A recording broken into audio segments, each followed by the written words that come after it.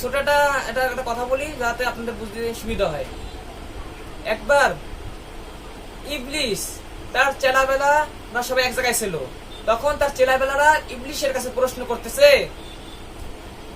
সাধারণ যদি একটা মানুষ মারা যায় আমরা যত খুশি হই, একটা আলেম মারা গেলে আমরা তার থেকে বেশি খুশি হই কেন? কারণ আমরা যদি একটা সাধারণ মানুষকে ধোকা দিই সে জাহান্নামী হতে পারে, আর একটা আলেম সে তো জান্নাতীও হয়ে যেতে পারে। আমরা আলেম মরে গেলে আরো বেশি খুশি হই, কিন্তু সাধারণ মানুষ মরে গেলে আমরা কম খুশি হই।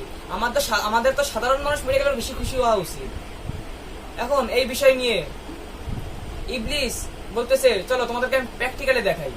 এখন ইবলিস তার সৈন্যবন সবাইকে নিয়ে, তার চেলাবেলা সবাইকে নিয়ে এরকম যাওয়া শুরু করলো। তার মানুষের রূপ ধারণ করে একটা পাহাড়ের এক জায়গায়, যে কোনো এক জায়গায় গেল। যাওয়ার পরে ওই জায়গায় দেখা যাচ্ছে কি একটা বুজুর্গ লোক আল্লাহ তাআলা রব্বুল আলামিনের ইবাদত করতেছে, কিন্তু সে আলেম না। সে আল্লাহ রব্বুল আলামিনের ইবাদত করতেছে ঠিকই, কিন্তু সে কোনো আলেম না।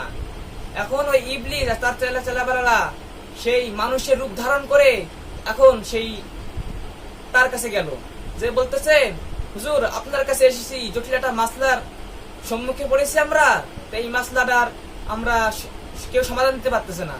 এখন এই মাসলাটা আপনি যদি আমাদের বলতেন। এখন এই বুজুর্গ লোক বলতেছে কি, ঠিক আছে নাও বলো, আমার সময় আমি ইবাদত করতেছি, যা বলবা খুব দ্রুত বলবা। এখন ইবলিস বলতেছে কি, আল্লাহ রাব্বুল আলামিন এই পৃথিবীটাকে ডিমের খোসার ভিতরে কি ঢুকাইতে পারবে কি পারবে না? এখন আপনাদের কি মনে হয়, আল্লাহ কি পারবেন কি পারবে না? হ্যাঁ, অবশ্যই পারবে। আল্লাহর কাছে এটার কোনো বড় কোনো বিষয় না, কিন্তু সে তার যথেষ্ট পরিমাণ এলেম না থাকার কারণে সে উত্তরে বলল, ফালতু প্রশ্ন নিয়ে এসেছো তুমি আমার কাছে, এটা কি কখনো সম্ভব? এই বড় পৃথিবী তার একটা ডিমের একটা খোসার ভিতরে কিভাবে ঢুকাবে আল্লাহ রাব্বুল আলামিন? তার কি ঈমান থাকলো? তার ঈমান গেল। এখন ইবলিস বলতেছে, যাক হুজুর মাসলা পেয়ে গেছি, চলুন। এখন এবার ইবলিস তার সৈন্যবন্যদেরকে নিয়ে, তার চেলাবেলাদেরকে নিয়ে এখন সে আবার রওনা শুরু করলো। একটা গাছের নিচে একটা আলেম, সে এরকম বুখারী শরীফ পড়াচ্ছে, তার কিছু ছাত্র এরকম সবক করতেছে।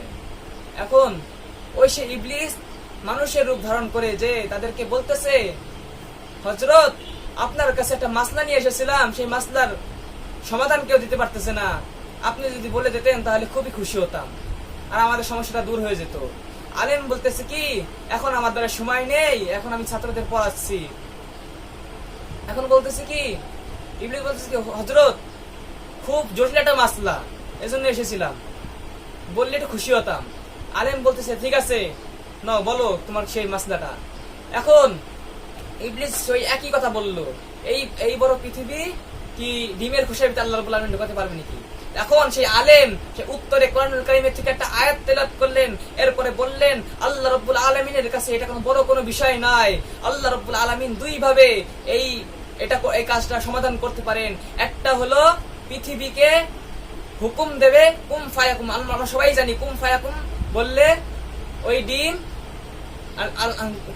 আল্লাহ রাব্বুল আলামিন যা চায়, যা ইচ্ছা করেন তা বলার আগেই তা হয়ে যায়, আমরা সবাই জানি সে কথাটা। আর কুম ফায়াকুম বললে অবশ্যই তা হবে।